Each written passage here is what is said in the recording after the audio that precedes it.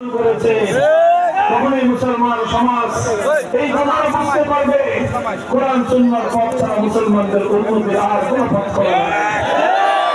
যেদিন জাতির অধিকাংশ মানুষ বুঝবে সেদিন থেকে জাতির ভাগ্যের পরিবর্তন হওয়ার সূচনা হবে। ইনশাআল্লাহ আমরা আশা করছি সেই দিন আমাদের সন্নিকটে, অতি সন্নিকটে, সেদিন আমাদের খুব কাছে।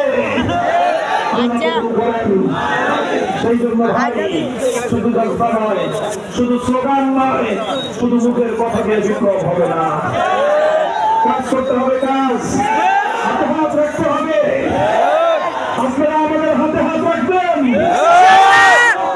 কথা দিচ্ছি, করছি ঈমান, ইসলাম, দেশ, জাতির প্রশ্নে আল্লাহ দিব, কিন্তু তার কাছে মাথা নত করবো না। আল্লাহ আমাদেরকে কবুল করুন, দান করেন। আলহামদুলিল্লাহ রাব্বিল আলামিন। আসসালামু আলাইকুম ওয়া রাহমাতুল্লাহ।